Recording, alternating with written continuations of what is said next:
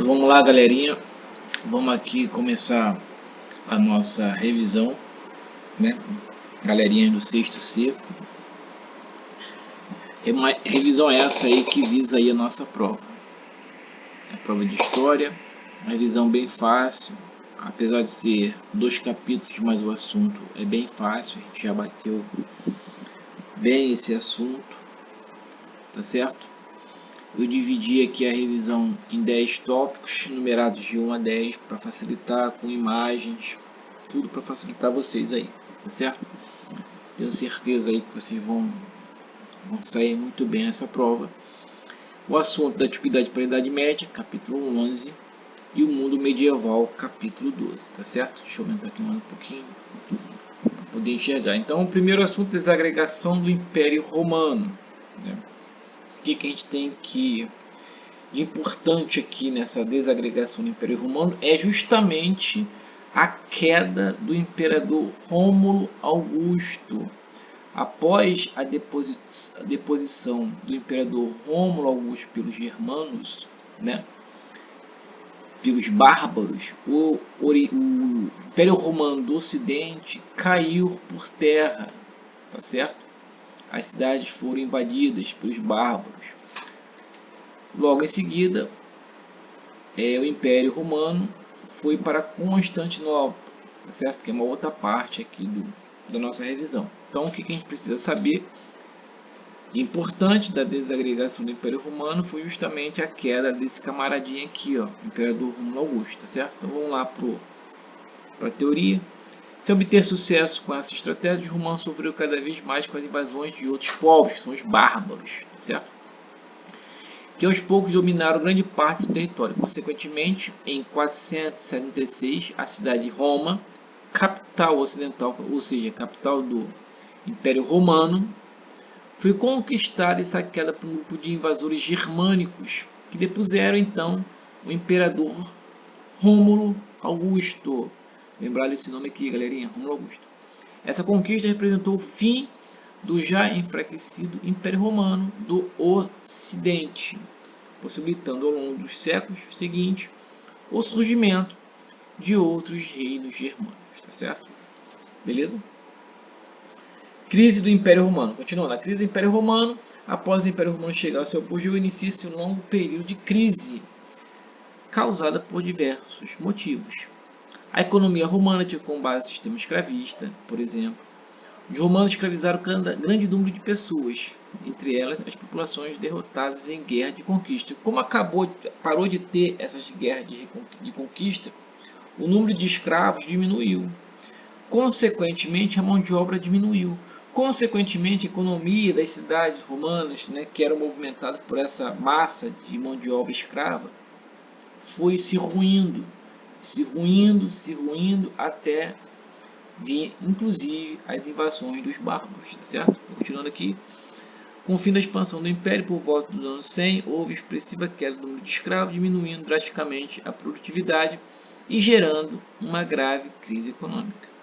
Essa crise reduziu o comércio e comprometeu o abastecimento nos grandes centros urbanos. Com isso, milhares de pessoas passam a ter dificuldade de viver na cidade e começam a migrar para o campo, onde viveriam sob a proteção de grandes proprietários de terra. Então, as pessoas deixam as cidades e vão para o campo. Aí vai surgir quem? Lá na frente vai surgir o feudalismo, né?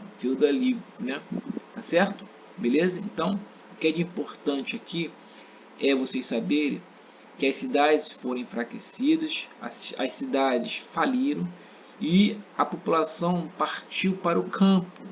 Saíram da cidade, fugiram da cidade por conta da fome, por conta das guerras e migraram para os campos, tá certo? Número 3, Constantinopla, né, também muito conhecida por ser a porta do comércio no Oriente, tá certo? Aqui foi a capital do Império Romano do Oriente, Constantinopla. Lembre disso aqui, pessoal, porta do Oriente.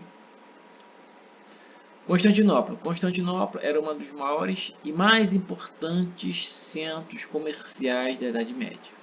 A cidade era habitada por pessoas de diferentes origens, como árabes, venezianos, genoveses, gregos e romanos. Havia um grande fluxo de pessoas na cidade, pois viajantes de diversas regiões iam a Constantinopla com o objetivo de vender e comprar mercadorias. A localização da cidade, na divisa entre a Ásia e a Europa, privilegiava as trocas comerciais, pois pela região passava grande parte das rotas de comércio marítimas e terrestres entre os dois continentes. Por isso era chamada de Porta do Oriente. Assim, muitos mercadores percorriam essas rotas, trazendo do Oriente, Porta do Oriente, produtos como pedras preciosas, sedas, especiarias e porcelanas, e levando para lá produtos como prata, chumbo, vinhos, azeites e frutas secas. Tá bom, pessoal? Não esqueça a palavrinha mágica aqui, ó, Porta do Oriente. Constantinopla, também conhecida como a Porta do Oriente. Vamos lá, número 4, Idade Média, também conhecida pelos historiadores como Idade das Trevas. Galerinha, palavra mágica, Idade das Trevas. Vamos lá. Idade Média é um período histórico europeu com duração de cerca de 1000 anos.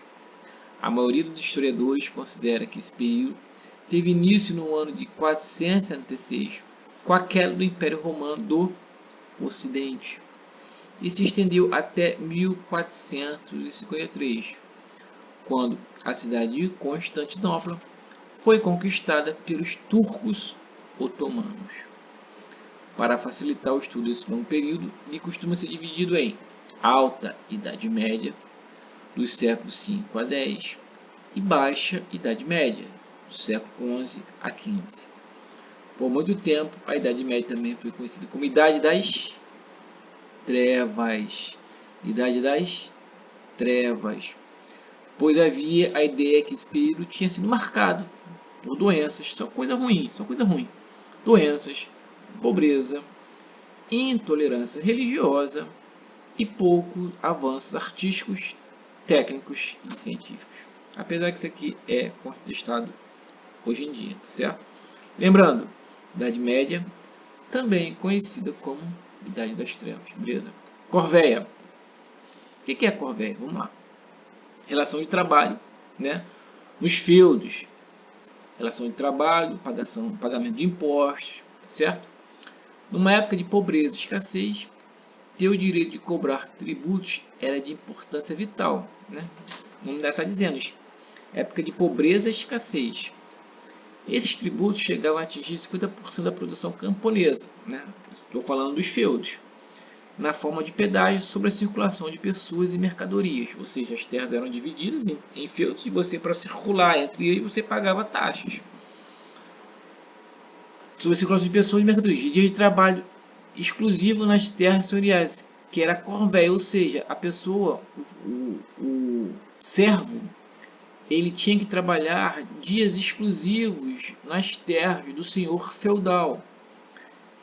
Essa relação de trabalho se chamava corvéia, né, que era o trabalho exclusivo nas terras senhoriais. Trabalho exclusivo nas terras senhoriais. Estou repetindo aqui porque essa é uma palavra mágica. Taxas sobre transações comerciais e colheitas, talhas, utilização de forno do moinho, banalidade, colaborações excepcionais, pagamento de resgate, contribuição para o dote da filha do senhor, etc. E multas impostas pelos tribunais senhoriais. Então, o que eu vou cobrar de importante aqui é quem? Corvéia. O que é corvéia? Trabalho exclusivo nas terras senhoriais. Tá bom? Vocês fizeram a maquete, inclusive, né? Eu pedi para que vocês dividissem ali, né? Fizesse o feudo e informasse ali o que era cada pedacinho ali do feudo, tá bom? Vamos lá, continuando. Relação também ainda no mundo feudal. Vassalos e suzeranos. Deixa eu aumentar aqui um pouquinho. Vassalos e suzeranos, ficou melhor. O ritual dos vassalos e suzeranos. No feudalismo, a sociedade era regida pela dinâmica dos feudos, certo? Vocês, inclusive, fizeram uma maquete sobre isso. E pelos poderes políticos e econômicos dos senhores feudais, que eram os senhores das terras. Muitas vezes, esses grandes proprietários dividiam seus territórios e estabeleciam laços com vassalos para formar uma rede de aliados que fosse útil em tempos de guerra. Então tinha lá o senhor feudal, ele pegava um pedaço de terra e doava, e essa pessoa que recebia esse pedaço de terra era chamada de vassalo, certo? Esse vassalo pegava e doava um pedaço de terra que ele tinha recebido. Quem recebia também era vassalo, certo? Quem doava era o suzerano. Galera, fácil, fácil. Quem doa terra? Suzerano. Quem recebe essas terras? Vassalo. Certo? É isso que vocês precisam saber. Quem doa as terras? Suzerano. Quem as recebe? Vassalo. Certo? Um senhor feudal que fosse dividir seu território era considerado suzerano. Ele concedia parte de suas terras a outro nobre, que ficava conhecido como vassalo. Esse laço de fidelidade era estabelecido por meio de uma cerimônia ritualística, na qual o vassalo se ajoelhava para fazer juramentos ao seu suzerano, prometendo ajuda em tempos de guerra. Os juramentos eram feitos estendendo-se a mão sobre uma Bíblia e se encerravam com a entrega de um objeto simbólico que representasse o feudo, que podia ser um pouquinho de terra, uma chave de um castelo, etc., com um bastão ou um punhado de terra.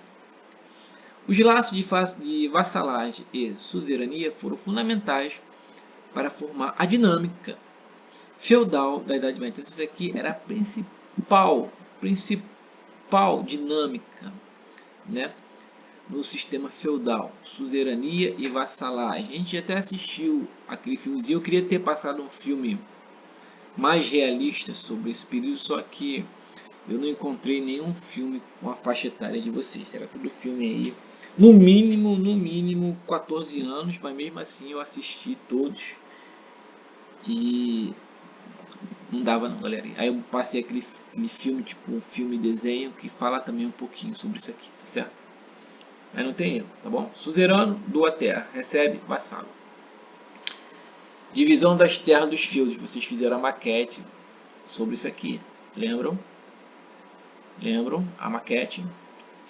As pessoas que viviam nos feudos desenvolviam a maioria das suas atividades internamente. O feudo constitui, assim, a unidade básica de produção durante a Idade Média, né? Então, ou seja, tudo que se consumia era produzido no feudo. Tudo. O feudo é como se fosse uma mini cidade rural, tá certo? E lá existiam o quê? Existiam as normas, né? Vamos dizer assim. Tá certo? O que vocês precisam saber? Ela era formada por algumas partes, né? Manservis, terra onde os camponeses construíam suas moradias e onde cultivavam sua própria produção agrícola, os mansos. Servis, terras comunais, terras de uso comum que podiam ser exploradas por todos os moradores do feudo para aquisição de madeira e para caça, por exemplo. Geralmente, essa caça aqui, apesar dessas terras comunais que poderiam ser exploradas, geralmente a caça era feita por cavaleiros. Eram feitos por pessoas da nobreza, né? Os servos não realizavam esse tipo de caça aqui, tá certo? Tá bom? Mas vamos lá. Então, terras comunais eram as terras comuns. Manso senhorial era a terra do senhor feudal, não está dizendo, ó. Manso senhorial, do senhor, era o terra do senhor. Terras de propriedade particular dos senhores feudais, onde os camponeses trabalhavam semanalmente para pagar alguns tributos, chamados corvéia. Galerinha, lá em cima, corvéia. Trabalho exclusivo nas terras senhoriais. Olha aqui, ó, manso senhorial, tá bom? Ou seja, uma questão leva a outra, galera. Que nem eu falo para vocês às vezes deixam de acertar uma questão porque não prestaram atenção na questão anterior. Então vocês têm que verificar isso, tá certo? Beleza? Vamos lá. Oitava tá acabando.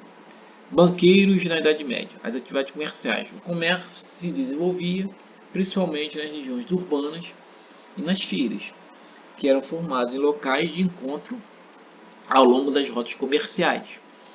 As feiras possibilitavam a reunião de comerciantes de diversas regiões que traziam mercadorias variadas. Contudo, um problema afetava as trocas comerciais, a grande diversidade de moedas existentes naquela época. Assim, para facilitar transações que envolviam moedas diferentes, surgiu o grupo de cambistas, tá certo?